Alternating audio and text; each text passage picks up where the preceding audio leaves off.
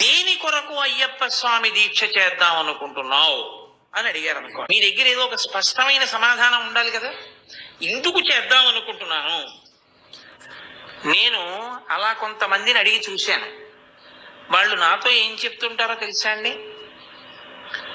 అలా మాకు తెలిసిన వాళ్ళు వేసుకున్నారండి, నేను వేసుకుంటాను. లేకపోతే ఏం చెప్తారంటే 3 మాటలు వెళ్ళొచ్చారండి, ప్రతి ఏడాది అలవాటు, అందుకు 4వ మాట వేసుకున్నాను. అథవా ఇంకా ఏం చెప్తారంటే, ఏదోనండి మామూలుగా ఉంటే అసలు నేను కొన్ని నిగ్రహించుకోలేను, ఏదో ఆ దీక్ష తీసుకుంటే కొంత నిగ్రహం కలుగుతుంది, మంచిదే, నేను దాన్ని ఎంత మాత్రం దోషం పట్టవసమండి. ఎందుకో తెలుసా, కనీసంలో కనీసం అతను ప్రయత్నం చేస్తున్నాడు, స్వచ్ఛందంగా తనని తాను క్రమశిక్షణలో పెట్టుకునే ప్రయత్నం చేస్తున్నాడు. మీ దగ్గరికి వచ్చి చెప్తే మీరు దానికి నవ్వితే అతను ఎవరికి చెప్పుకో, అది నవ్వే విషయం కాదు, శ్లాఘించవలసిన విషయం. శహబాష్ నాన్న, ముందుకెళ్ళు, చక్కగా 40 రోజులు కాదు, తర్వాత కూడా నువ్వు ఇలాగే ఉండు అని మీరు ఆశీర్వచనం చేసి అతన్ని ఉత్సాహపరచాలి. అంతేకాని మనము వెర్రినవ్వు నవ్వి అందుకే వస్తున్నాం అంటే, వాడు ఎంత ఉదార హృదయుడై మీ దగ్గరికి వచ్చి చెప్పుకున్నాడు విశాల బుద్ధితో, దాన్ని మీరు గమనించవలసి ఉంటుంది. ఈ కారణాలతో దీక్ష తీసుకుంటున్నామని చెప్పేవాళ్లే తప్ప అయ్యప్ప స్వామి దీక్ష తీసుకోవడానికి ఇది కారణం, ఈ కారణానికి నేను తీసుకుంటున్నాను. లేకపోతే అనేకమైన దేవతా స్వరూపాలు ఉన్నాయి, అవన్నీ వదిలిపెట్టి అయ్యప్ప స్వామి ఎందుకు నీకు అని నేను అడిగాను అనుకోండి, స్పష్టమైన సమాధానం చెప్పు నాకు. అయ్యప్ప స్వామే కావాలి అని నీ మనసు ఎందుకు అనురక్తిని పొందుతోంది, ఎందుకు దీక్ష చేస్తున్నావు అని నేను అడిగాను అనుకోండి. ఏం ఒకసారి చేస్తే నువ్వు అందుకోలేకపోయావా ప్రయోజనాన్ని? అన్ని మార్లు చేస్తే నీకు కొత్తగా ఏ ప్రయోజనం వస్తుంది? 18 అంక 10 రెట్టాంబడి ఇవన్నీ నాకు చెప్పకండి. 18 మెట్లు ఎక్కాలంటే అవన్నీ జాగ్రత్తగా దీక్షలు చేసిన వాళ్ళకి. 10 రెట్టాంబడి లోపల మనసుకి సంస్కారం వచ్చిన తర్వాత చేసే పని అది కాదు. ఒకసారి చేసి తృప్తి పొందక 2వ మాట నువ్వు అందులో ప్రవేశించడానికి స్పష్టమైన కారణమేమి నువ్వు చెప్పగలవా? అది ముందు నీకు లోపల రావలసిన ప్రశ్న. అసలు ఆ ప్రశ్న అంటూ ఒకటి ఏర్పడితే అయ్యప్ప స్వామి దీక్ష తీసుకోవడానికి నీకు పరిపూర్ణంగా లోపల మనసుకి ఆనుకూల్యత ఏర్పడింది అని గుర్తు. అయ్యప్ప స్వామికి శాస్త్రాలలో ఉన్న పేరేమిటో తెలుసా అండి? ఆర్యన్ ఆయన పేరు. ధర్మశాస్త్ర, భూతనాథుడు అయ్యప్ప. అయితే లోకంలో ఉండేటటువంటి విషయం ఏమిటంటే, కొంచెం తేలికగా ఉండేది 10 మంది పలికేది ఏదో అది ప్రచారం అవుతుంది.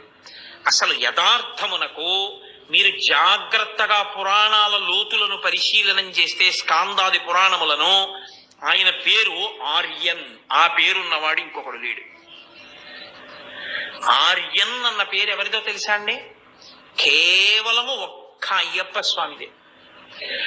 ఆర్య అంటే పూజింపదగినది, పూజింపదగినవాడు, పెద్దవాడు, గౌరవనీయుడు.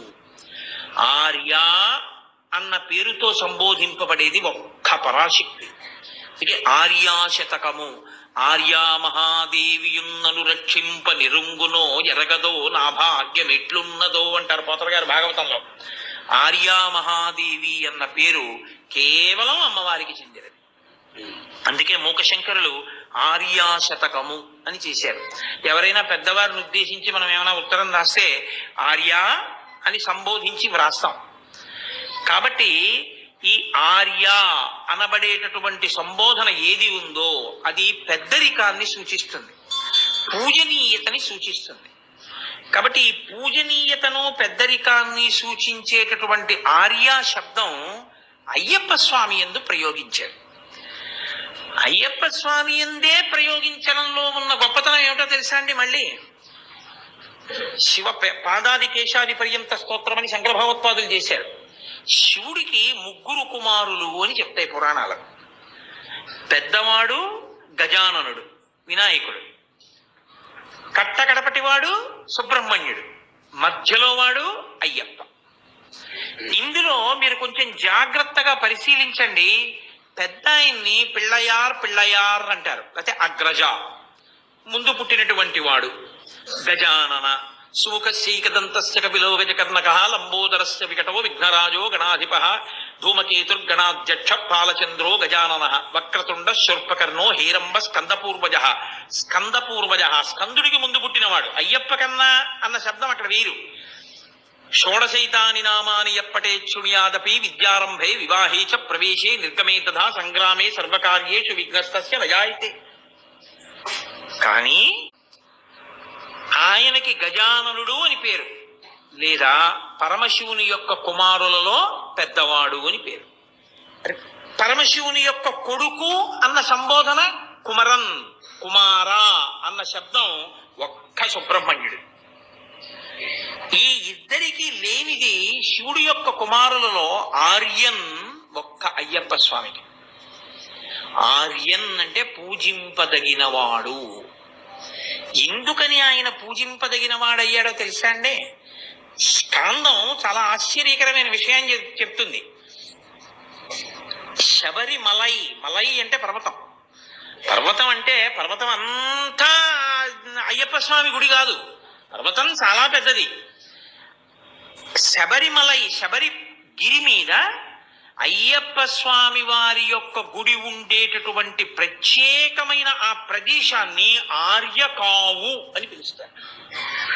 ఆర్యకావు పురాణాంతర్గతంగా ఆర్యకావు అంటే పెద్దలున్న స్థలము, పూజనీయమైన స్థలము.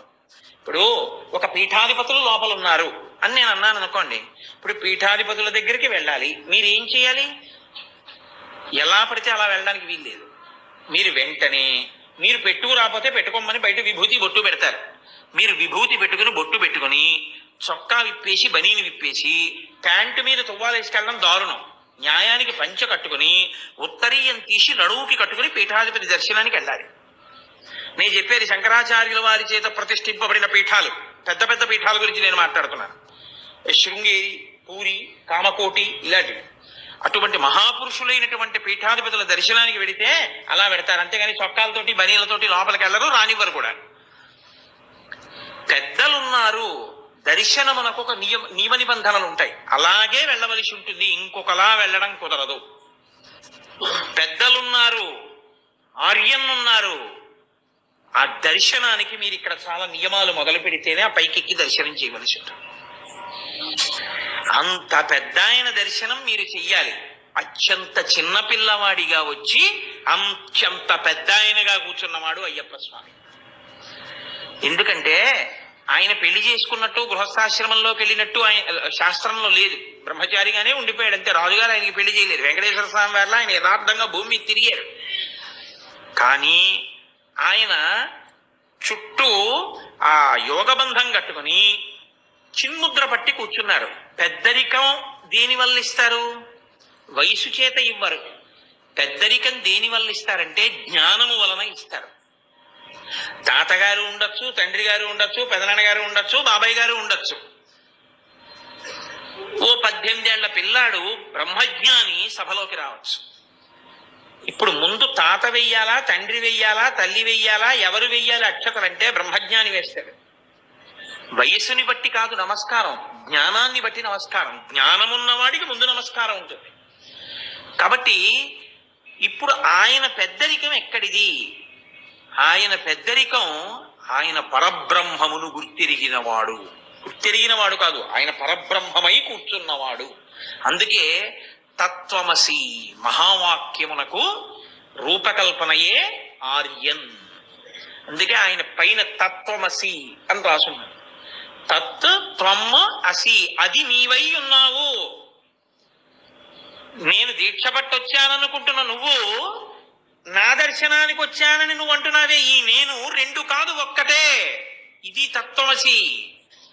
ఈ స్థాయికి నువ్వు ఎదిగి వచ్చేస్తే, ఆ స్థితికి వెళ్ళిపోతే పూర్ణాహుతి తీసుకెళ్లి కొబ్బరికాయ అగ్నిహోత్రంలో పారేస్తున్నావు. కాబట్టి నువ్వే అయ్యప్పవయ్యావు, నువ్వే పరబ్రహ్మం అయ్యావు. ఈ స్థాయి వరకు తీసుకెళ్లగలరు ఆయన. కాబట్టి ఆయన ఆర్యన్, పెద్ద ఆయన కూర్చున్నటువంటి స్థానం అది. వయస్సు చేత కాదు, ఆయన యొక్క పరబ్రహ్మ శక్తి చేత.